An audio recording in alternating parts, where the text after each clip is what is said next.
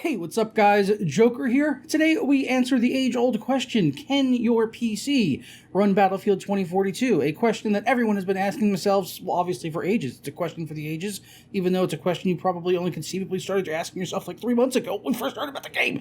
So, can your PC run Battlefield 2042? We got the minimum and recommended specs for the upcoming beta, as well as details for how and when you can play that beta, and also Marvel's Avengers will now be accessible to everyone on Game Pass, which is awesome because the game's not really worth its asking price, but it might be worth the Game Pass asking price. So let's get right into the news, shall we?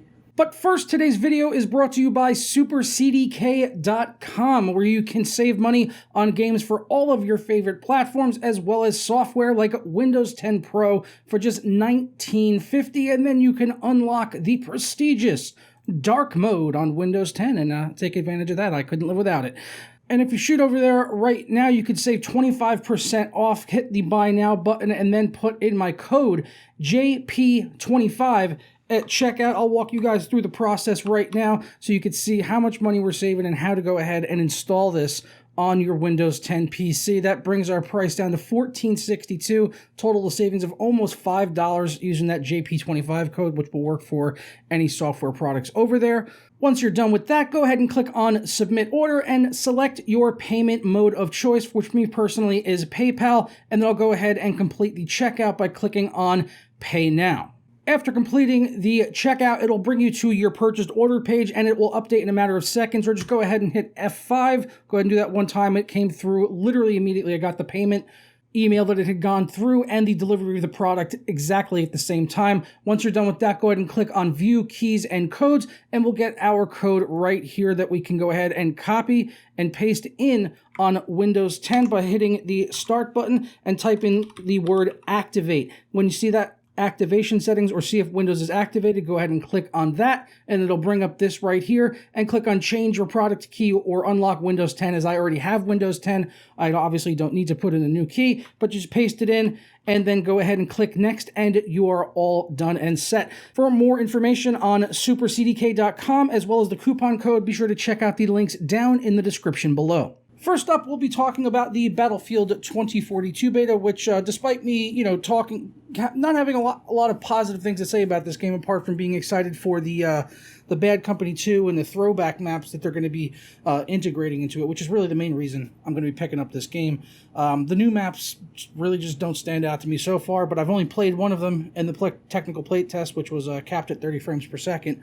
Hopefully, this beta is not capped at 30, otherwise I believe people will be a little bit ticked off with EA and DICE. So as far as the details for the beta are concerned, it is going to be starting on October 6th and running till October 9th. It says the preload will begin on October 5th, but the dates of the 6th and the 7th are going to be reserved for those with early access. So those are basically, people that have pre-ordered the game, as well as if you have EA Play or Origin Premier on PC or on console, you'll basically get access to the open beta 2 days early, and then it will actually be open. And they said, as I said, the open beta for everyone without pre-order or without having any of those things will start on the 8th and run until October 10th, which is, oddly enough, the date I'm taking my stepson to his first concert. Slipknot and Killswitch Engage are headlining.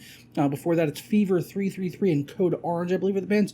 Never heard of them. Probably won't watch them because I'll be watching the Raiders-Bear game in the car while we tailgate until Killswitch takes the stage. Metal. So, as far as their system requirements are concerned, for the open beta, this could change by the time the final release comes out for the full game, but this is what you're going to need for the open beta. On the minimum side of things, Windows 10, Ryzen 5 3600 for the CPU, or an i5 6600K from Intel. 8 gigs of system memory, although I'd probably suggest more than that. I guess this is the minimum, though. But I know Battlefield 5 and stuff actually really do leverage system memory quite well, even on Intel processors. VRAM, they're saying only 4 gigabytes. I'd like to see that. NVIDIA GTX 1050 Ti for AMD and RX 560 and DirectX 12. Hopefully the DirectX 11 option, because EA and DICE don't have the best track record with DirectX 12 and frame pacing. So we will see what goes on with that. And hard drive space, 100 gigabytes for the beta? For $1? Let's see what that can do. 100 gigabytes.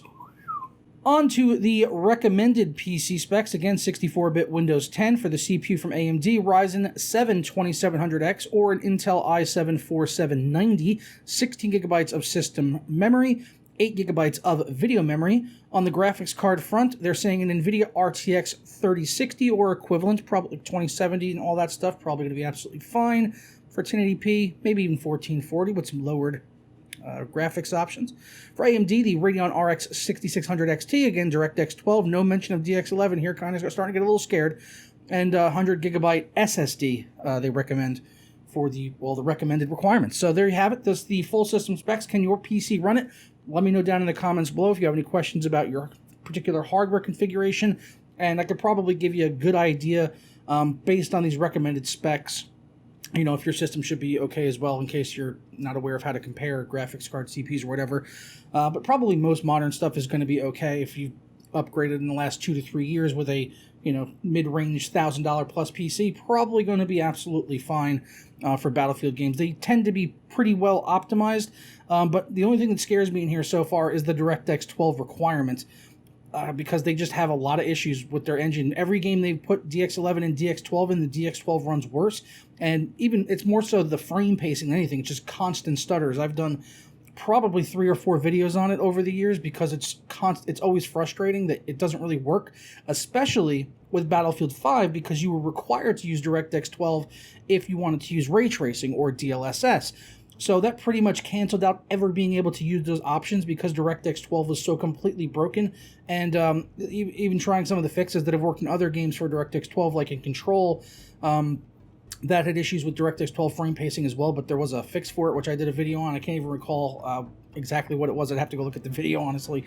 But yeah, with Battlefield, I've never really found a true fix that sorted out the DirectX 12 and stuttering and all that stuff. So hopefully they get this resolved in this one. That'd be really, really nice to see. Next up, and last up for the day, this is something I'm pretty excited to see. Marvel's Avengers, which, you know, has not gotten the best reception, but beautiful looking game, is going to be coming to the Game Pass for console as well as on the PC. So if you have the Game Pass for, was it $5 a month, you'll be able to play Marvel's Avengers starting on September 30th, which is tomorrow. So this is actually pretty cool because I only tried this game, I think it was like a demo or a beta, like when it first came out. And, you know, since then I've kind of wanted to go back and play it, especially with all the patches and everything like that, but I didn't want to plop down, you know, $60 or even on a sale price like 30, 40 bucks, which it's probably been at one point. Still didn't really seem worth it to me based on, you know, reviews and stuff that I've watched from people that I follow often.